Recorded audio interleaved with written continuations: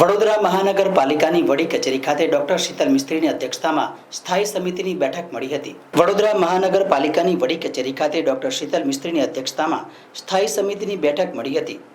આજની બેઠકમાં 6 કામોની દરખાસ્ત મૂકવામાં આવી હતી. ચર્ચાના અંતે તમામ કામોને મંજૂરી આપવામાં આવી હતી. જમીન મિલકત શાખા, મેકેનિકલ ખાતું, અગ્નિશમન અને તાત્કાલિક સેવા વિભાગ, ઓડિટ વિભાગના મહત્વના કામોને મંજૂરી અપાઈ હતી. સ્થાયીના સભ્ય મીનાબા ચૌહાણે 7 ગામના કર્મચારીઓ માટે રજૂઆત કરી હતી. 3 માસથી ઠરાવ થઈ ગયો હોવા છતાં પંચાયત પ્રમાણે પગાર ચૂકવવામાં આવે છે. બેઠકના અંતે સમિતિના અધ્યક્ષ ડોક્ટર શીતલ મિસ્ત્રીએ વધુ માહિતી આપી હતી. આજની સ્થાયી સમિતિમાં 6 દરખાસ્તો ચડાવવામાં આવી હતી. 6 દરખાસ્ત નાના મોટા ફેરફાર સાથે મંજૂર કરવામાં આવી છે. જમીન મિલકત કોમર્શિયલ શાખા દ્વારા કોર્પોરેશનને જે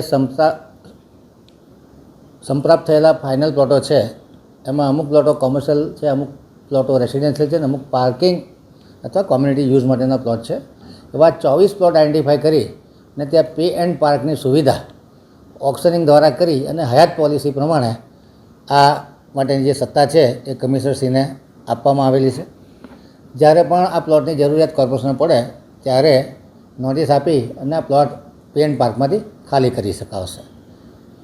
સ્વર્ણિમ જયંતિ ગ્રાન્ટ 23-24 અંતર્ગત 6 સુટેબલ ચેસીસ પર 5x5ના બ્લોકવાળા મોબાઈલ ટોયલેટ વાન ખરીદવાનું કામ હતું, જેને સૌથી લોએસ્ટ ઇજાદાર પાસે એક જે 6 નંગ લેવાના છે એમાં ફેરફાર સાથે મંજૂર કરવામાં આવ્યું છે, જેમાં 5 નંગ લેવાનું ઠરાવવામાં આવ્યું છે. આનો ટોટલ ખર્ચ O&M સાથે 1,90,00,000ની આસપાસ થવા જશે અને એક નંગના 22,64,000 રૂપિયા છે. એવા 5 નંગ ખરીદવાના થશે અને 1,003 રૂપિયા પ્રતિ શિફ્ટનો O&M 3 વર્ષ માટે કરવાનું રહેશે. આ કામકાજમાં ફેરફાર કરીએ 6ના બદલે 5 નંગ અને 5 નંગના O&M મંજૂર કરવામાં આવ્યા છે. અગ્નિશમન દ્વારા સબવાહિની તથા એમ્બ્યુલન્સ તરીકે ઉપયોગ થઈ શકે એ પ્રમાણેના 3 વ્હીકલ લેવાનું નક્કી કરવામાં આવ્યું છે, જેમાં ફેરફાર સાથે મંજૂર કરવામાં આવ્યા છે કે જે LP 716/45 એટલે કે મોટી ચેસીસ ઉપર જે સબવાહિની બનાવવાની છે એમાં જે ભાવ આવ્યા છે એના કરતાં 50,000 રૂપિયા ડિસ્કાઉન્ટ કરવાનું ઠરાવવામાં આવ્યું છે. એવી જ રીતે નાની સબવાહિની કે જેમાં LP 412/36 ટાટાની ચેસીસમાં આ મશીનરી લગાડવાની છે અને ડેડ બોડી વાન બનાવવાની છે, એમાં પ્રત્યેક નંગે 25,000 રૂપિયા ડિસ્કાઉન્ટ નક્કી કરવામાં આવ્યું છે. સુરત ડી વર્ક શાખા દ્વારા શહેરમાં 40 જેટલા અલગ અલગ કેપેસિટીના પંપો છે એના ખાસ કરીને રિપેરિંગ અને રીવાઇન્ડિંગ માટેના કામને 20 લાખની મર્યાદામાં મંજૂર કરવામાં આવ્યું છે.